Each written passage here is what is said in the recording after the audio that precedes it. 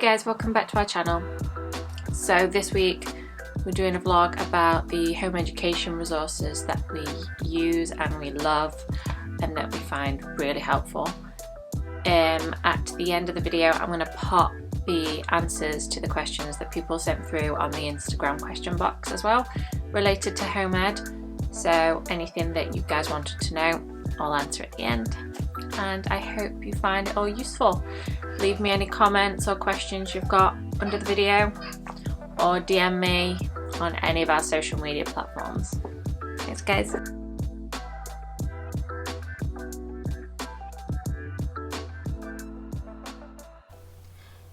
So guys, I just want to start off the list of home ed resources by mentioning that you have got some valuable things for free.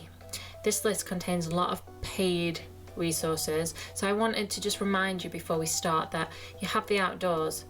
You can pop straight outside and you can be learning about science, geography, geology, history. There is so much you can get by going outside. And another fantastic free resource is your local library, so definitely make sure to check out both of those resources.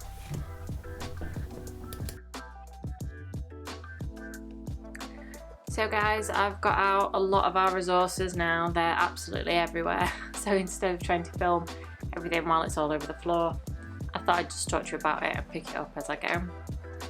I want to start with the things that we've probably used the longest and every single year without fail. The first being, for the more structured part of what we do, CGP workbooks. Now, these go through all of the years. They go through primary age and secondary age. They probably go beyond that actually. I think they might do A levels and whatever too, but so far we're not at that point. These are the Key Stage 1 that Maya does. So that's one of our English ones. We've got science. We've got maths. Honestly, we've got these books, we've got so many of them because there's a really good selection for maths, English and science every single year. As they get a little bit older, they then add into it geography and history as well, which is useful, although to be honest, for learning geography and history, our kids sort of prefer hands-on learning, and we learn a heck of a lot more by travelling or by going on days out. So CGP workbooks, mainly maths, English, science that we use them for. So this is the inside of some of the CGP workbooks. I just grabbed a few different ones for you to have a quick nosy in. Some Key Stage 1, some Key Stage 2. These are maths, no they're not, they're English. These are English. And in a second I will grab the maths. There's some maths. These are Maya's first.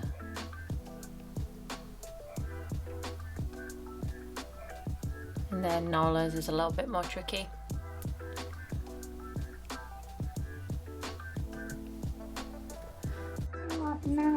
So some of the resources that the little two love, because we get a lot of questions about how we teach the little two as well, are the Orchard Toys games. Now Maya's going to show you some of her favourites because we've got a lot of Orchard Toys games. They're very handy for teaching things like basic maths, spelling, reading, money.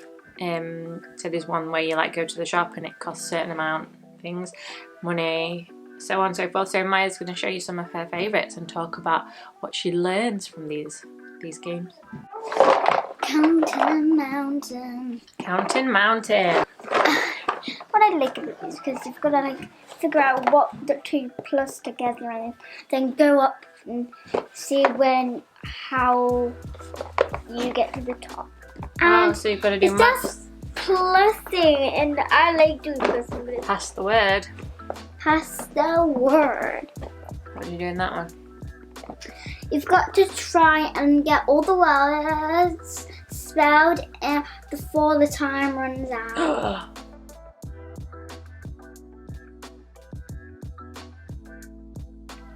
Right, so while I've got Maya here, one of our favourite resources that we've used since we first took Nola out of school, that we still use, is Reading Chest. This is a book rental company. They come through the post in an envelope, just normal post, so it's not like you've got to mess around with packages and things like that. They come in the post in an envelope that I've just ripped to shreds, but they send it with a return envelope. And these come addressed to Maya. You're in charge of what book band they are on. So Maya is currently on the blue book band. And you get the Biff and Chip and Kipper books, but also basically the same types of books from other brands as well. And they send them out. Once you've read them, send them back. They post you out some more. And we've been doing this since Nola was little. We obviously paused for a while after Nola got too good at reading. That she was out of the book banding system. But then as soon as Maya got to that point again, we were back with them because they are fantastic. Getting the banded books yourself, paying for them all individually, is so expensive. So this is really helpful. We love it.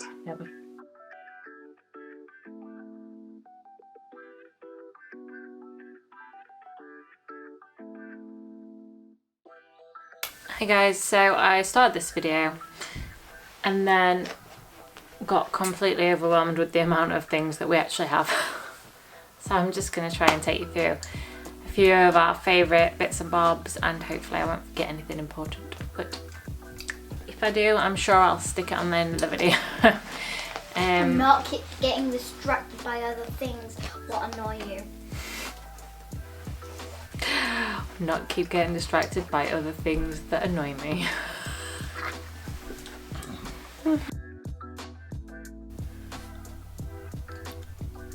So here we have the Owaka workbooks. These are fantastic for visual learners, dyslexic learners, people who need something a lot more eye-catching for things to get their attention. Now here is Eco Kids Planet magazine. We've been having this for about 4 years now, I think it is, and it's fantastic for information on animals and climate change, looking after the earth. Here we've got the Civitas Core Knowledge What Your Child Needs to Know books, which are fantastic textbooks that give you ideas on things to bring up with your kids, topics to look at that you will have completely forgotten to even cover. They go into depth about art, history, literature, music, lots of different things. Really good. So diverse, inclusive literature is super important. You want to make sure your children are getting information from a whole range of people. Books on self-confidence, so important. This should be taught in all schools, in all places. Growth mindset, so important to teach. Make sure your kids know that when they fail, it's necessary, it's needed, and it's not negative. It's, you grow from failure, you grow from mistakes. One of the biggest things to teach children, I think. Teaching your children art history, it's quite easily forgotten, I think, in home ed world to sort of teach the history of art, because it's easily forgotten. You just focused on English and maths, or you're out and about. So yes, we like to top that up. Books that teach you important lessons, have important messages, moral messages. They're really important. Ooh, Magnet Tin. This made spelling and learning letters so much more fun. Games that double as learning. All games double as learning, but if you can get in things like animal science, it helps. Inclusive sex family education resources. We have a couple of fantastic books that teach children about reproduction that don't make it male or female. Black British History Curriculum. This book is a fantastic resource to teach your children about history of the UK that is not just whitewashed. The MEL chemistry box is fantastic hands-on chemistry. Sometimes you find the homemade stuff is just not as much fun as when you're in school chemistry lab, so this really kind of takes it up a notch with the fun factor. Toys, all the toys, even the annoying toys, always educational. Ooh, anything magnetic, anything they can stick to the fridge and mess around with is way more fun for learning. Puzzle books and activity books for everybody, including Ridley. At her age, she can be doing the little puzzle books, but we enjoy the puzzle books to do with the kids as well. Used books, one of my all-time favourite resources. We know I love to troll the used books section. More board games, family board games. So as Nola's getting older, she likes these, and Ticket to Ride's a fantastic one for teaching about geography. Phonics flashcards. We love Read Write Ink because of the methods they use to remember the letters. They've got sort of sound things. Osmo, really good hands-on learning for your screen loving children. The Exploring Nature with Children curriculum, because this is something that we've used on and off really throughout our entire home educating life. It's really good because it takes children throughout all 4 seasons and you're able to sort of dip into it and out of it as you want. But anyway, this is the main website. This is the Raising Little Shoots website. You have a few different things to choose from now. When we first signed up, there was just the Exploring Nature with Children curriculum. Takes you through, it's got lists of books, lists of like nature walks you can take, activities to do. It's a really good and really in-depth, I think, idea of how to teach children about nature throughout the seasons. Guys, so this is the Twinkle website.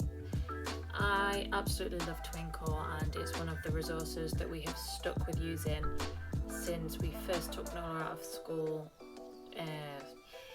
6 years ago now, nearly. It is fantastic. So I'm just going to take you through the website and show you sort of what it is that I love about it, and what membership we have too. I actually pay for the ultimate bundle. We get books through the post, which then have all the resources with them. That's here, look. They also have started to do resources for secondary school here, which is going to be really important this coming year because that's the year Nola's going into. So look, you have got so many options available to you.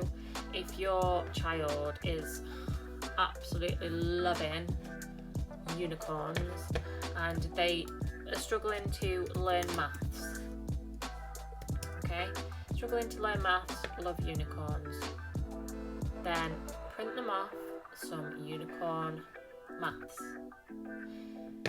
Print them off some unicorn cutting skills if they need to learn a little bit of, hand control. I'm trying to think of what the technical name is.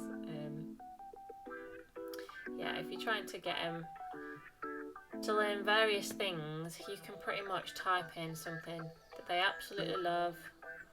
Like my kids love unicorns. Some kids love dinosaurs.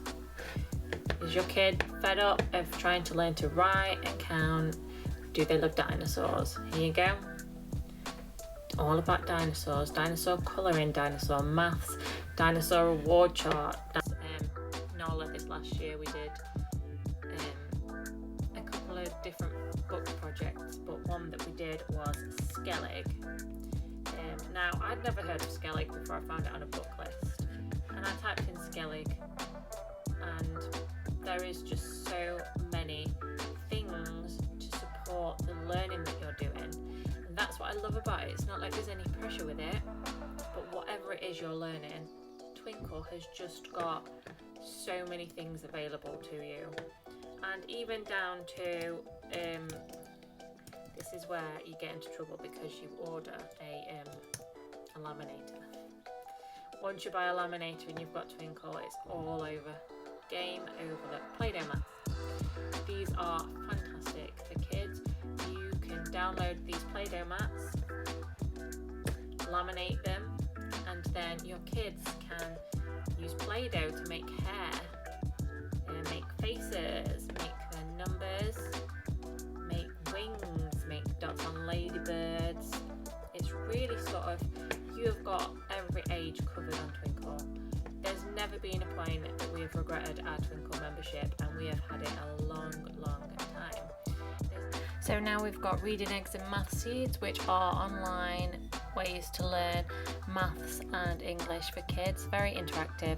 They have apps that you can download and they can play it just like an iPad game.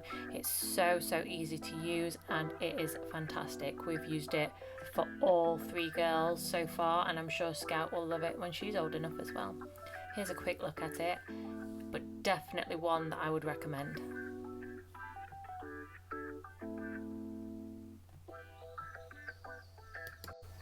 Another fantastic resource that we use is the Artventure and Art Idea websites, which are age-appropriate art lessons for your children, where they follow along with a video, then they have their wonderful piece of art afterwards.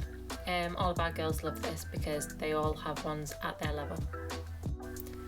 Another thing we love to get are the craft subscription boxes that you can get. So we're currently trying Toucan box. We have also tried the KiwiCo boxes, which are more STEM, and they're both absolutely incredible. So yes, definitely worth looking into those.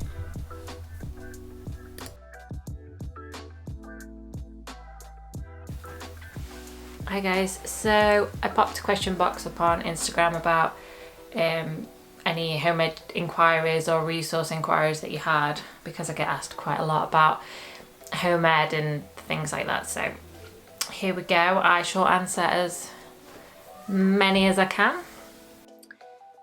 What does your daily schedule look like with home ed? So it changes depending on what time of year it is, what kind of day it is, whether we've got anything outside on. Normally when it's not lockdown, we'd have meetups and classes and things like that. At the minute, during lockdown, it's eased up a bit, but a regular home ed day would possibly be getting up, having breakfast, and then doing maybe with the little kids. Really does differ. Maybe with Maya about half an hour of structured work, maths or English. With Nola, maybe an hour of structured work, maths, English, science, that sort of thing. Then we would be doing, generally after structured work, we do something that's relaxing or laid back, or sort of playing, free play, something where they can just go and let off steam after they've done structured things. Because it's demanding on their little bodies and their little brains. They need to let off some steam, so they'll usually play or bake, or we do the structured stuff in the morning, get ready, and then we would be going out to home ed meetups, things like that, trampolining, clip and climb. We do baking, so many things, and then the rest of the day is just pretty much laid back, because in all honesty, and this is what question number 2 is. Question number 2 is, what proportion of time do you spend on normal lesson time? Now, the first thing I want to say is normal is subjective. What you are actually referring to is structured learning time. Some home eders don't do structured in the same sense that we do. We do half an hour to an hour of structured learning a day, sometimes none, because I have had multiple home ed advisors from the council, because we allow them in. Some people don't, and that is, it's your personal call. There's no right or wrong answer with that, but ours have always been lovely, and they all say the same thing, which is pretty much 1 hour of one-to-one home ed work, structured work, is what a kid gets in a full day at school anyway. So yes, half an hour to an hour. Don't stress it, they learn far more doing not structured stuff anyway. How do you go about finding home-ed groups that meet in your local area? So this one, when I first started, it was definitely Facebook. And I'd say, to be honest, Facebook's the main one. There was a Yahoo group way back when, but nobody actually uses Yahoo anymore, do they? So I would definitely say Facebook. If you go on Facebook and you search for your local area and add home ed or home education, something will pop up. It's very rare, there's nothing that pops up, and we've lived in Boston, Lincolnshire, and there was still a home ed group even though the area was super quiet on the home ed scene. So definitely worth searching Facebook. Most of them are set to closed anyway and private, so you don't have to worry about applying and then it's showing up all over your wall or anything like that, because most home educators are really private. Yes, so definitely check Facebook out. How to organise the routine with different ages and house duties. So I'm not going to say we get this perfect. Some days I start out thinking I'm going to get this, this and this achieved, and then reality hits and your 4-year-old does not want to play, like me trying to film this video earlier. You'll notice that I do voiceover because I tried a good 4 or 5 times and Ridley was just not in the mood. So yeah. We start out our day, we might have an idea of what we want to do. If you're wanting to do the structured work with your older kids, then you set them off on that. Don't put any pressure on your little ones while you're trying to set off the bigger kids. Don't put any pressure on yourself if you're trying to teach something that's a little bit more tricky and needs a little bit more of your attention. You know, don't worry so much. If you need to set them up with something to do to keep them safe, painting. If you've got a little one, so we've got Scouty, put her in the high chair, give her some felt tips and some paper. She'll wash. Snacks, that keeps babies happy as well. Sometimes time it for nap time, that helps. I mean, as far as keeping Ridley occupied, she's got age appropriate puzzle books, she can colour, she can paint, she can have snacks, she's got reading eggs and math seeds, which is another fantastic resource. But sometimes she just wants to go on her iPad and that'll keep her happy for half an hour. You don't have to sweat it. If you need a little bit of time, there's options. Some days we can navigate it so that all 3 of them are learning at the exact same time. That tends to happen with painting and crafts, creative things like that. You can occupy all of your kids at the same time.